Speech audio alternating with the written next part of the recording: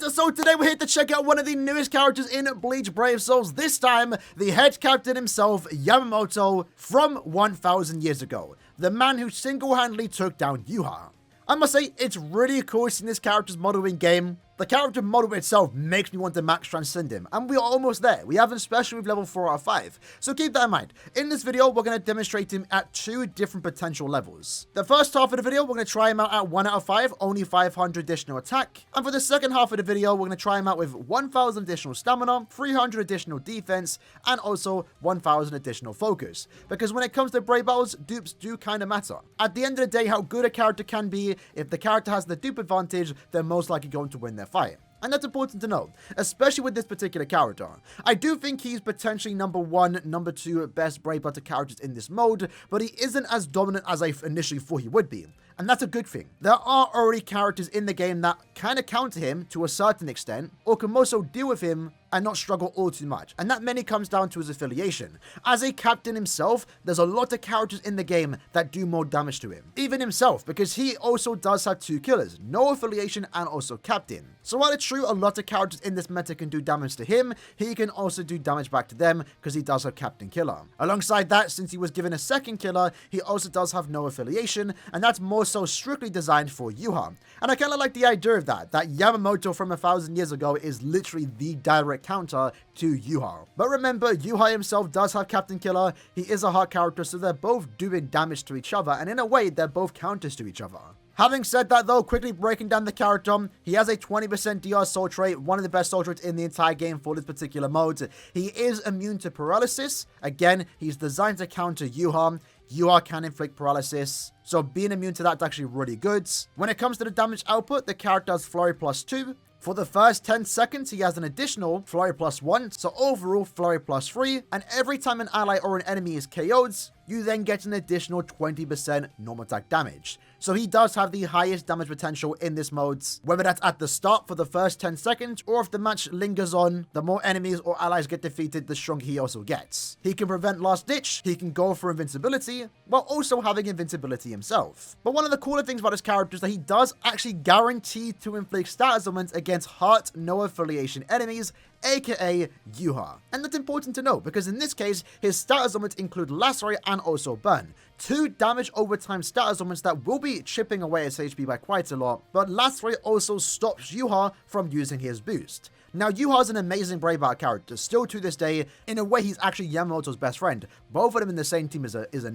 mighty duo, I must say. But Yuha's main utility in the team is to be the team's booster. With his boost, he's boosting their attack, focus, and defense by 43%. But if he gets inflicted by Lacerate, he won't be using that SA2 because Lacerate stops you from using your strong attacks. And then on top of that, because Yamamoto has the debuff mechanic, when he uses that second strong attack, he's then going to lower their attack, focus, and defense by 33%. And in a way, this character is designed as a support but also a main DPS, because he himself can do a lot of damage, but he's also having a team-wide effect, lowering their stats and stopping them from even getting a boost. And for those that don't know how the debuff does work, it actually counters a boost. If a boost goes off first and then they get debuffed, they lose the boost effect and then their stats get lowered. However, keep in mind vice versa, if a debuff goes off first, lowering their stats, if they then use a boost, it removes the debuff and therefore they get the boosted stats. So ideally, you want the debuff to go off after the boost, or you want it to go off before, while also lacerating and stopping you from ever getting the opportunity to use a boost strong attack. With that said though, I might have went on for a tad bit, but it's important you understand how the character works and how he's designed to work. While Brave Battles is a simple mode in nature, there is still a lot of strategies that you can come up with when going into that mode.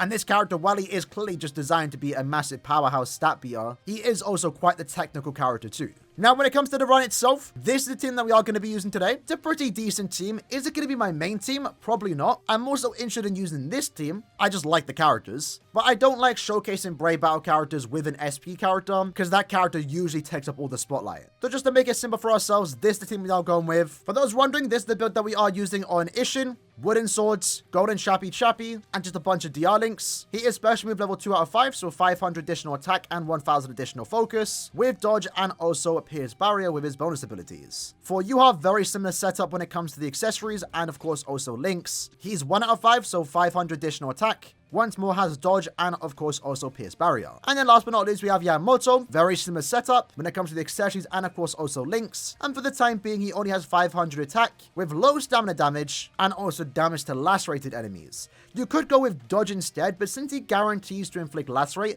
I thought going with this might be the better thing to do. Is it the best thing to do? I don't know, but it's personally what I'm working with. First up though, let's take an L. We'll not be mopping the floor with Yuha. In this case, this is a max transcended Yuha. They have the stat advantage and we're probably going to get one-shotted. Let's see how it does work. Let's find out how close we can even go to beating a max transcended Yuha, right? So in this case, he's going to have the attack strategy. We lowered their stats. We actually won! Hold on! Hold on! Oh, maybe he is that good. Hold on. I did not expect to win there. Yama's that guy. Yama is that guy. So how that works, for those that don't know, is that Yama gave us the advantage there. By inflicting Yuha with the lacerate, he wasn't able to use his boost SA2. We used our SA2 to debuff them, and therefore, despite him technically having the stat advantage, they were having 33% less attack, and we were having 43% more attack. I was generally going into that run expecting to lose, but we somehow won. Okay, we'll take it. I mean, it worked. It worked. Let's go against these lads. This is actually a triple SP team, which usually can work in this meta. But in this case, only Yuha is going to die. Yamamoto is invincible for the first 10 seconds, so we don't have to worry about an SP team. So teams like this, even though our Yuha died, was an easy picking thanks to our Yamamoto and also Ishin. This lad has a 1 out of 5 Yuha, so it is technically on the even playing ground. We should make quick work of him. We inflicted the lacerate, and again, they go down super quick. Yuha, at the same time, though, does do an extra bit of damage to us. He did get us under 50%. But again, our character, with the way we're using Yamamoto right now, he's designed to almost just instantly destroy Yuha and stop him from ever getting the boost off. And if we can use our SA2 and debuff their stats, it makes it even easier for our two teammates. This right here is another max transcended Yuha. Their stamina is looking a bit low, I must say, but let's see how it does go. We inflicted him with the debuff, but there he actually did beat us. But look at that. Look at that. The burn and lacerate, did do its part. Bro was basically one shot, no HP, after he defeated the Yamamoto. Maybe I doubted this character. When we first initially tried him out in Brave Battles, he wasn't defeating these max transcended Yuhas, but he is doing really well, I must say. This is a pretty interesting team. They do have the stat advantage here. Let's see how this one does work. Not worrying about the art book. We already inflicted the stat elements, and again, they go down super quick. Look at that. Beautiful. Not even sure if we did use our SA2 there and debuff them. I'm not sure. The game kind of ended too quick for me to even realize. We switched up the team for this one. Let's go against Kuryashiki. He is special move level 4 out of 5. We both have Kira against each other. Let's see how this one does work. So we did lower their stats, and again, the debuff is making a comeback, and I love that it has made a comeback. The debuff mechanic was first introduced with our skin, at least when it came to the Brave Battle game mode, and it hasn't been as reliant because, again, it's countered by a boost. But the way they designed Yamamoto, it's actually the best we've ever seen when it comes to debuff, and now I think it's really making a big shockwave in the game modes. We were able to once more make quick work of even a non-Yuha character, because remember, he isn't just designed to go against Yuha. He hard counters Yuha, sure, but he also does well against any captain, including himself, and of course any SP character. Next up, let's go against a 1 out of 5 Yuha. So again, even playing ground, they have a tad bit more HP than us, but realistically it shouldn't matter. In this case, we went in, we inflicted the lacerate, we beat him, then we take down the sergeant, RIP. And in that particular game, we actually didn't even use the debuff. We are going with the special strategy. Right now, that's what's kind of working with me. But you definitely could make the attack strategy work, for example. In this case, this is a full defense Yuha. Let's see how this one does go. He is beating us. He is beating us. He couldn't do anything under 30% though, and we were able to take out the Yuha. I really do think the lacerate and also burn combination is underrated on this character. Like, it really does do a lot of damage, especially in that particular case where the character itself had a lot of defense. But that was a full defense Yuha. We actually beat him, only 1 out of 5, remember that. Next up is a 4 out of 5 Yuha. We might lose here, I don't know. Let's just see how it does go though. As long as we win the fight against Yuha, that'd be really cool. Yes, we do. Yes, we do. Can we take out Sergeant? Unfortunately, we cannot. We might have lost the war there, but at least we won the battle going against their Yuha. That was the main thing I was looking at there. We did beat a 4 out of 5 Yuha. The reason I did lose, though, is that the team wasn't really set up to go against that type of team. Our Yuha, I'm pretty sure, just got one-shotted. In a normal situation, I wouldn't actually go against a team, or I'd rearrange the team a bit differently, but I wanted to use that as an example of Yamamoto going against a better duped-out Yuha. Next up, we have a max transcended Yuha, a 8th anniversary Ichigo, which is very rare to see in the game. But I mean, he did work there. He took out... Oh, hold on. Yuha pulled his own. Yamamoto pulled his own. Look at that. So A-Fan Ichigo did some work there. Most SP characters do though. At Max Transcendence, you're pretty much guaranteed to one-shot any character in Brave Battles, those that aren't invincible. So Aoyuha basically just got one-shotted there. Yamamoto was able to take down a fully transcended Yuha while also at the same time going against the Kenpachi. We did end up dying then, Isna to clean up, but Yama did his job. Next up, we're going against a triple non-invincible character team, so you know what that means. We're taking out 6 Annie-Aizen, but we're also putting the lad Yamamoto against I believe that was a 4 out of 5 Yuha. Was able to take him down, and then we're also able to finish up taking out Sajin. A Max Transcended one at that too. This is going to be our last game with a 1 out of 5 Yamamoto. After we're going to increase his stats. Let's go against this lad. He has 2 SP characters and also Yuha.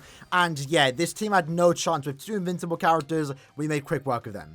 So yeah, I think in those few games, Yamamoto has proven himself to be a pretty dominant character, only especially with level 1 out of 5, aka only 500 additional attack. We were actually able to go up quite well against, you know, duped out Yuhas, a max transcended Yuha in multiple cases, and that's kind of what you want to see with a character designed to counter someone. Even then, he was good against non-Yuhas, and still fulfilled his role as a team debuffer, right? Now, we're gonna let an absolute monster loose, because now we have 1,000 additional focus, 300 more defense, and also 1,000 additional stamina. We're now tankier, now we're doing more damage. At this point, he should make quick work of any Yuha, even max transcended ones. So our Yuha should pretty much just die instantly. I don't think he's even going to be able to get the boost off, but we do have a 4 out of... Oh, he didn't actually die. We have a 4 out of 5 Yuha. Let's see that. Look at that.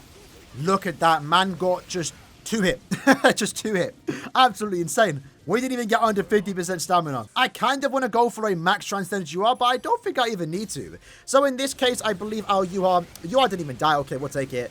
This was a max defense transcended Yuha. So you can see there, got a bit tanky near the end, but we still made quick work of him. We didn't have to really worry about that. Wasn't really worrying about Yuha losing there, but it did take a few extra hits to take him out, I will say. Next up is a 4 out of 5 Yuha. Quite a decked out team considering the other 2 characters are max transcended. I have no idea if we're even going to be able to win this, but let's see how we do against a 4 out of 5 Yuha. We actually did debuff there, and we do take him out, but funny enough, our 2 side characters too, Ishin and also Yuha, were able to deal with a max transcended Kenny and also Kuriyashiki. I believe the Yuha did actually drain us, so that did a bit of damage while also healing the Yuha, but we still took him out quite easily. And for the most part, that was an even game, right? A 4 out of 5 Yuha versus a 4 out of 5 Yamamoto. One thing you can take away from this video is that Yamamoto has the potential to be a max transcended Yuha. In this case though, when you have him duped out, or if they're on the even playing fields, then it becomes quite easy for Yuha just to instantly die. In that case, we just took him out without even getting under half stamina. This is once more another max transcended Yuha. I'm only in 3rd seed, but why does everyone have this character duped out? I mean, I'm not really complaining. I don't have to worry about it. There he goes down. And then, yeah, we just took out the others. Like, what is going on? Why does everyone have Yuha duped out? Well, now I'm glad I have Yamamoto duped out because I can go against them super easily. But this lad right here has a 1 out of 5 Yuha. Let's just see how many hits it takes for the Yuha to go down. Surely just 1, right? 2 hits. 2 hits to take him out. Absolutely crazy. And again, they didn't even get to use their boost because we debuffed them. And I guess to finish off the video, we're going against a mirror match for the most part. Now, whoever wins this game ultimately comes down to who debuffs who. So I believe they debuffed us, but we actually then used our boost. So their debuff went away, and we were actually able to get the attack boost. We inflicted lacerate on their Yuha, and therefore they weren't actually able to use their debuff. But we actually never debuffed them. But we struck the advantage there because we weren't able to get our boost off while they actually couldn't. So even in a mirror match, you can still get the advantage, but mainly due to Yamamoto's guaranteed status on proc. So yeah, overall lads, that was the video for today, trying out the newest Brave Battle character in the game, that of course being Yamamoto from 1,000 years ago. We didn't really touch up upon the character's visuals, and his potential usability outside of Brave Battles technically is still limited, but his guaranteed status on proc might make him useful in IT if you really want to. We'll definitely try that whenever there is hot, no affiliation enemies to go against. But visually, I think the character looks great, and we didn't showcase the Soul Bomb, but the Soul Bomb is again one of the better ones in the entire game. One to all the anime anime. It's absolutely beautiful. This character, really cool. Still would have preferred if it was just an actual SP character, but at the same time, I don't mind myself a Brave Battle character because they do be quite fun to play around with them for the first time in this mode, especially when they're dominating one of the better characters in that mode, that of course being Yuha. Overall, I like the way they actually designed him. Of course, being a counter to Yuha, Welter's been quite dominant in the meta, but at the same time, again, not too dominant, right? A lot of characters have killer against him, and even when we went up against Yuha, there was some time where he made him quite weak. As long as your other teams are built up and you have dupes into characters that have been out in the game for like the last year or two, you can probably deal with this character. But either way, I think he's a great character. In the comments below, let me know what you guys think about him, and I'll see you guys next time. Take care, and peace.